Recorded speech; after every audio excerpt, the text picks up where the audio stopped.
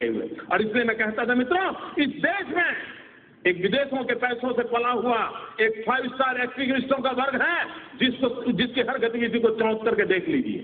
उनका काम यही होता है, कोई भी घटना घटे तो आतंकवादियों को बौद्धिक प्रोटेक्शन के लिए वो मैदान में उतर आते हैं, नई नई मनगढ़ंत स्टोरियां गढ़ाते हैं, नए नए तर्क देते हैं और आतंकवाद के खिलाफ अगर किसी ने आवाज उठाई, वो जैसे देश का दुश्मन है, कॉम्बिनर है, हिटलर है, न जाने कौन कौन से डिक्शनरी के शब्द हैं, उसको निकाल के आते हैं।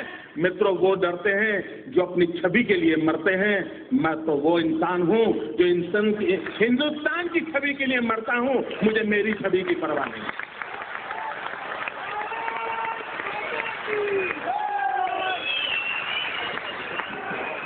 क्या करना है इमेज को दोस्तों? किसके लिए इमेज? फुलमालाएं पहनने के लिए?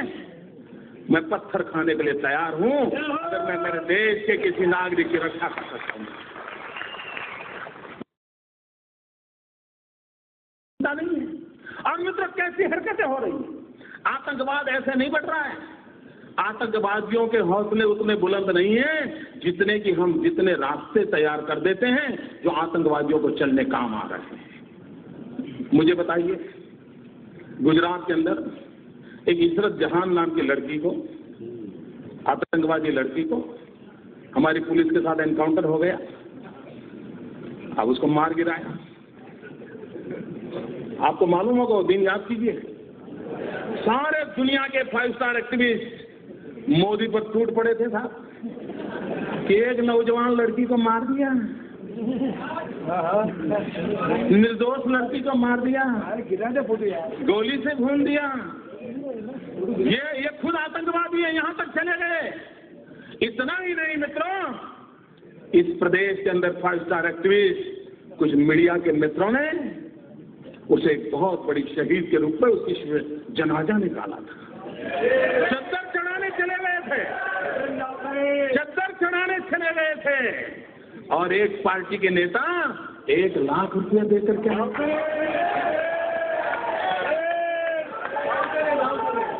सब किया था, सब कुछ किया था। मैं चुप था, वैसे भी मैं ज्यादा बोलता नहीं था।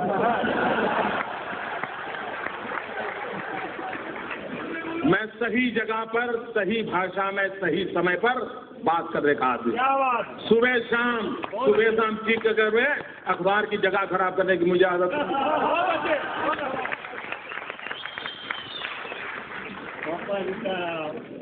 2 प्रकार के नेता होते हैं दोस्तों। कुछ नेता हैं जिनको सिद्धि में विश्वास है, कुछ नेता हैं जिनको प्रसिद्धि में विश्वास है।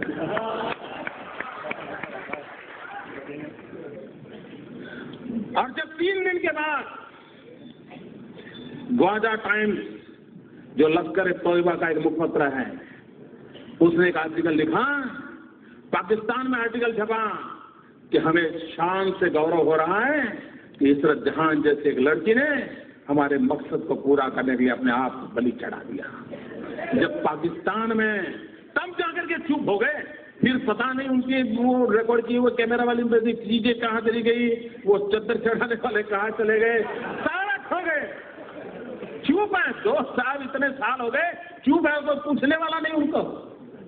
अगर मैंने ऐसी गलती की होती तो साहब मेरे बाल नोच लेते, मेरे बाल नोच लेते। इशरत जहान, मित्रों, अभी एक टीवी वाला बता रहा था कि किसी ने किसी लड़की को बम रखते देखा। मैं नहीं जानता उस सत्य क्या है। लड़कियों का उपयोग हुआ था। जिस दिन गुजरात ने इशरत जहान के एनकाउंटर में हत्या की, अगर महाराष्ट्र की पुलिस जाग जाती तो शायद ये लड़कियां बम रखने के लिए मैदान नहीं होती। लेकिन आपको परेशानी है, आपको निर्णय करने नहीं है, आप डरते हो। मित्रों, ये घटनाएं होती है जब ऐसी बयानबाजी होती है, इस प्रकार के जनाजे निकाले जाते हैं, चद्दरें उड़ाई जाती हैं, 1-1 लाख रुपये चढ़ाए जाते हैं, तब जाकर के आतंकवादियों का हौसला बुलंद हो जाता है कि यार कुछ तो अपने रिश्तेदार यहाँ हैं, अपना काम चल जाएगा।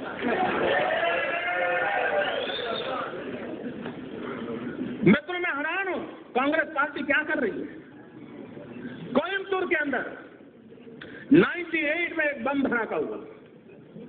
चुनाव सभा में बम धमाका हुआ। अडवाणी जी उस सभा को संबोधित करने के लिए पहुंचने वाले थे। 58 लोग मारे गए, 58 लोग मौत के घाट उतार दिए गए, निर्दोष लोग मार दिए गए। वो सारे लोग जेल में हैं। लेकिन आपको जान करके हैरानी होगी मित्रों, केरल विधानसभा में वहां की सभी पार्टियों ने मिलकर के, वहां 2 पार्टियां प्रमुख हैं, कांग्रेस एंड कम्युनिस्ट, और बाकी उनके गठबंधन के साथी है, सबने सर्वसम्मति से एक प्रस्ताव पास किया कि 98 के केस में जो मुख्य गुनहगार मदनी करके जो जेल में है उसे जेल में से रिहा कर दिया जाए। क्या क्या समाचार देश को क्या संदेश देना चाहते आतंकवादियों को? केरल असेंबली ने और होली के दिन स्पेशल सत्र बुलाया था मित्रों, स्पेशल सत्र बुलाया था और उस सत्र के अंदर प्रस्ताव पारित किया है कि कोयंबटूर का जो मुख्य गुनहगार है उस गुनहगार को जेल से बरी कर दिया जाए। क्यों? क्योंकि वो चुनाव में उसको कैंडिडेट बनाना चाहते थे।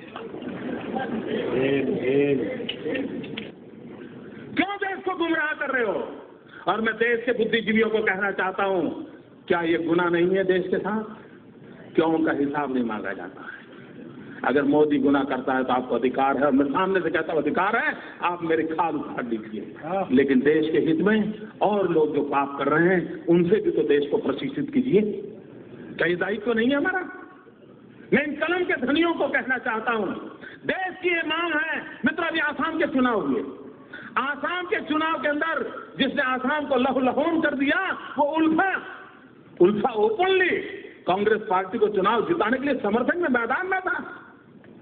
उल्फा जो आतंकवादी एक्टिविटी करता है, जो निर्दोषों को मारता है, किडनैप करता है, आप उसको चुनाव के अंदर आपका राजनीतिक फायदा हो रहा है, इससे होगा आप किस मुंह से आतंकवाद के खिलाफ लड़ोगे?